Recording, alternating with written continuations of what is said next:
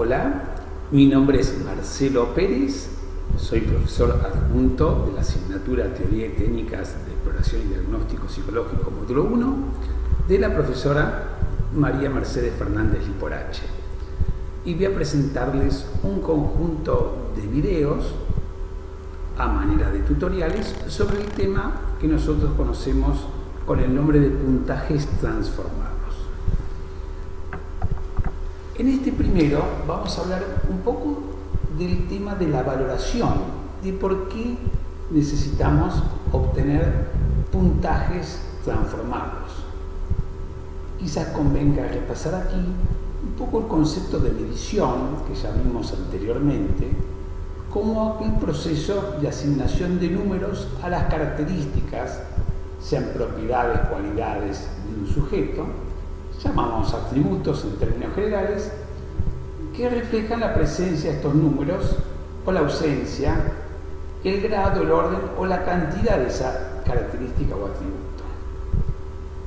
En definitiva, los instrumentos entonces psicométricos son instrumentos de medición porque asignan números, pero en virtud de la correspondencia que había entre estos números asignados a esos constructos, a esas características y las propiedades matemáticas y lógicas que se verificaban entre esos números y estos constructos, quedaban determinados tres grandes tipos de mediciones, tres grandes tipos de instrumentos o escalas de medición.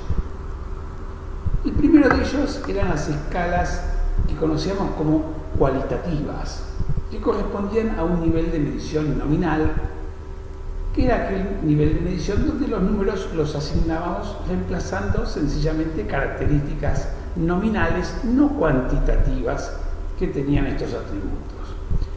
Por ejemplo, si uno quisiera preguntarle a un sujeto, indíqueme cuál es su estado civil, y le damos opciones: soltero, casado, divorciado, separado, viudo, en pareja, otros, y esas modalidades que la persona indicaría cuál de ellas le corresponde, después las reemplazáramos por un número, este número no representaría una cantidad, sino esa cualidad.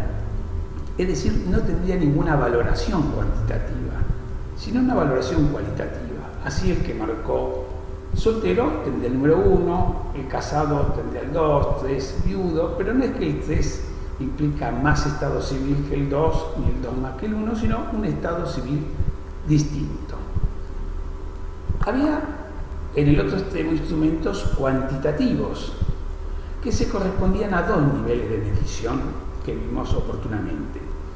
El nivel de medición intervalar, donde había intervalos o unidades que se repetían en esa medición, y en el caso del intervalar había un cero arbitrario, es decir, el cero no indicaba la ausencia del constructo ni de la característica.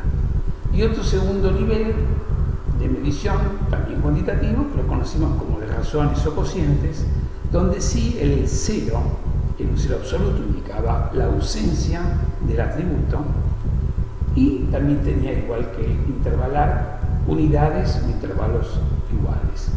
Si yo quiero medir, por ejemplo, la mesa, bueno, podría tomar 1 centímetro, tomar como unidad el centímetro, ver cuántas veces entra ese centímetro se repite en la mesa. 15 centímetros, quiere decir que entró 15 veces esa unidad. ¿Cómo se valora en este tipo de escalas cuantitativas ese número? Bien, la valoración es sencilla una vez que incorporamos la unidad.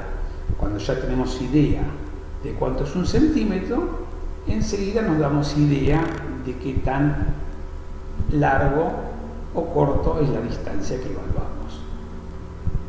Hay distancias, por ejemplo, unidades que vamos incorporando naturalmente en el lenguaje cotidiano, por ejemplo el kilogramo para los pesos, o los centímetros, los metros para la distancia, los kilómetros, de la misma forma que podemos incorporar el segundo o la hora para medir tiempo, y después uno que ya incorporó esa unidad, ya sabes, son 5 horas, si es mucho o es poco, puede valorarlo en forma inmediata porque el número y el intervalo, el número y la unidad me informan, me permiten a mí valorar. 10 kilos es mucho, 10 kilos es poco, es decir, la unión del número y la unidad permite la valoración.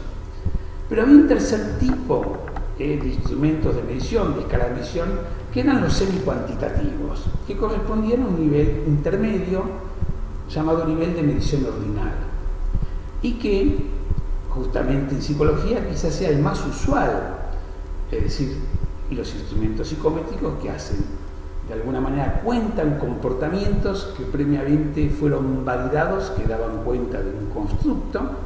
Entonces esta persona, supongan, tiene 20 puntos en ansiedad, pero no sabemos si 20 es mucho o es poco, o tiene 30 puntos en inteligencia, será mucho o poco, 10 en memoria. Es decir, este número, como no tiene una unidad al lado, no tiene un intelectito, supongan, un ansiolito o algo que a mí me lo permita dimensionar, es un número abstracto y que depende del instrumento en particular en cuestión con que estamos utilizando, es que ese número puede variar totalmente su valoración. Es decir, 20 puede ser mucho, puede ser poco, depende de los resultados particulares de ese instrumento.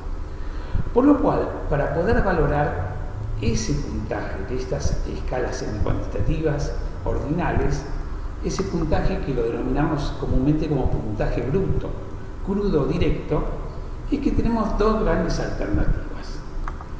La primera de ellas es tener criterios, referencias, es decir, bueno, a partir de 25 es alto, o menos de 10 es bajo, es decir, que me informen un número criterio a partir del cual yo pueda decidir si esto es bajo, término medio, mucho, poco, etcétera, que pueda valorarlo. La otra posibilidad es convertir a ese puntaje bruto en un puntaje que generalmente llamamos transformado. Los puntajes transformados son puntajes que conocemos previamente su dimensionalidad, por lo cual si yo traduzco ese puntaje bruto en este nuevo puntaje transformado, yo puedo valorarlo porque este último lo conocemos. Los puntajes transformados más usuales en psicología son lo que se denominan medidas de posición, que vamos a dedicar el próximo video a trabajar en ellos. Básicamente los percentiles, deciles, cuartiles, sextaninas son los más frecuentes. Por lejos hoy, percentil quizás sea el más usual. Otro tipo de puntajes transformados se denominan puntajes estándar o puntaje Z, de la cual hay unas variantes para ser más fácilmente manejadas por los psicólogos o por los profesionales, conocidos como el puntaje T, el puntaje coeficiente intelectual, puntajes equivalentes, puntajes escalares, etc. Y finalmente, ya en el último video, vamos a ver otro tipo de puntaje, quizás un poco más moderno, que combinan características de algunos de estos anteriores, como son los puntajes de prevalencia, los T normalizados, entre otros.